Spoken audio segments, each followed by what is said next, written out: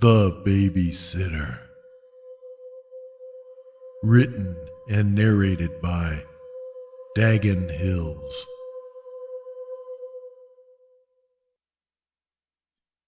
On a warm summer night in 1961, John and Linda Baxter were going out for a night of dinner and dancing to celebrate their 15th wedding anniversary.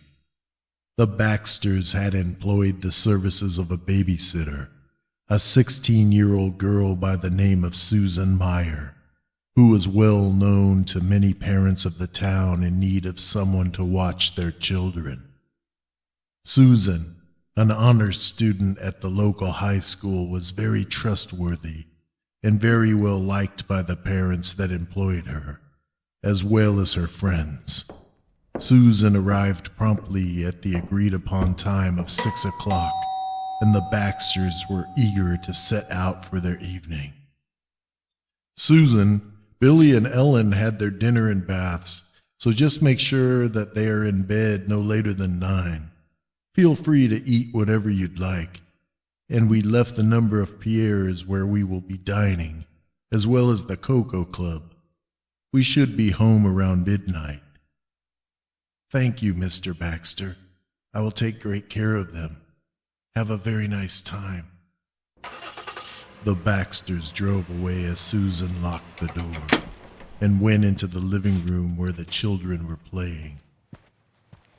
The evening was quiet and uneventful, and at 8:45, Susan told the kids to start putting their toys away as their bedtime was soon.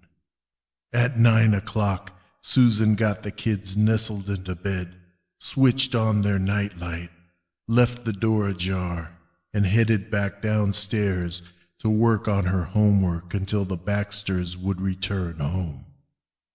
As she was reading, Susan started feeling drowsy as the ring of the telephone snapped her back to full awareness. She picked up the phone. "Hello, Baxter's residence."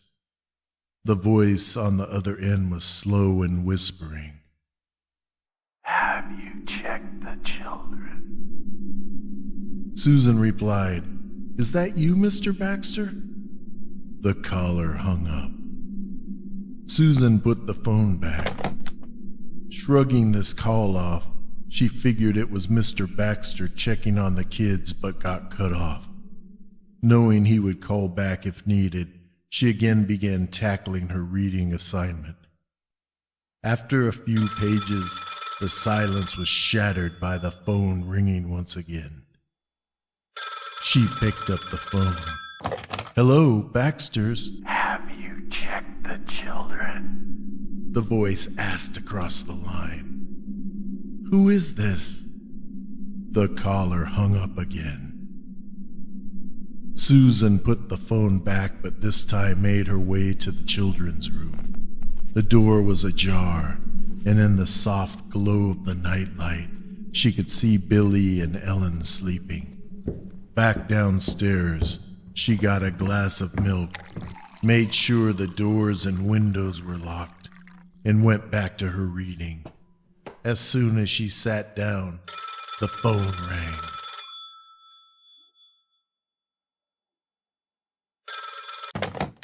"Hello?"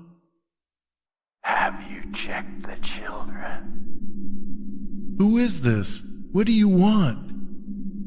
"I am watching you." The caller hung up. Susan was upset and scared now, so she decided to call the police.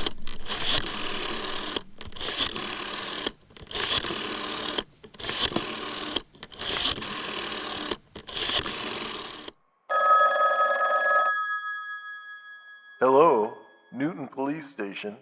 Officer Johnson speaking."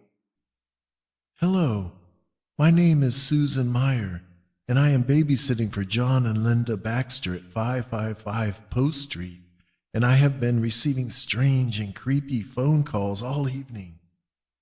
"Have they threatened you?" "Not really, but they are scaring me. The man said he is watching me. I'm here alone with the children." "Well, They haven't threatened you, so I can't justify sending an officer for a prank phone call. But it's a slow night, so give me a bit to have a trace put on the call. But I'm sure it's just somebody playing a sick joke. Just make sure the doors and windows are locked, and you'll be fine. Give me some time, and I will call you back when I know something. Thank you, officer. Susan hung up, went upstairs to look in on the kids, and tried to read again, but her mind was preoccupied by the creepy voice that she couldn't seem to forget. Trying once more to focus on her book, she jumped up when the phone rang.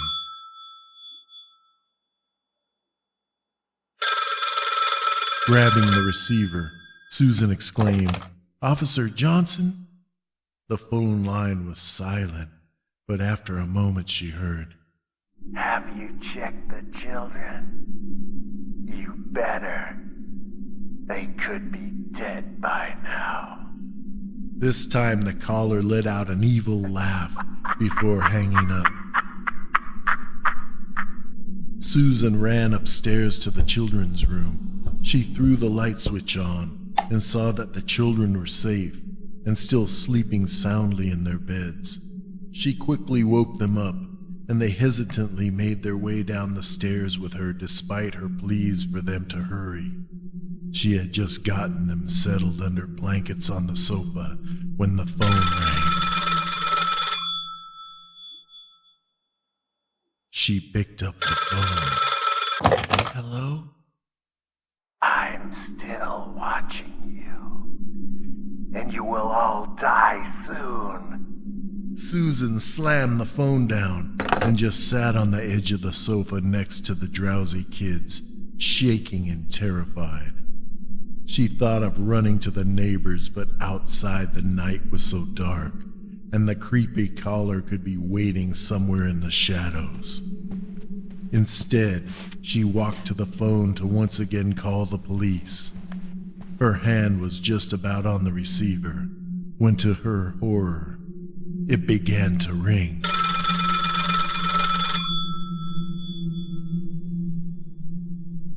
She screamed into the phone, "Leave me alone! I've already called the police!" Susan, this is Officer Johnson. We've traced the call, and it's coming from the second line inside the house. Take the kids and get out of the house now. It's coming from inside the house. Susan dropped the receiver, shook the kids awake, unlocked the door, and ran into the night now illuminated by the red and blue lights of an approaching police cruiser. Investigating officers found no one inside the home, but soon found that the family next door had been brutally murdered earlier that evening. The bloody weapon that was used to slaughter them was later located upstairs in the Baxter's home, next to the children's room. The suspect has never been found.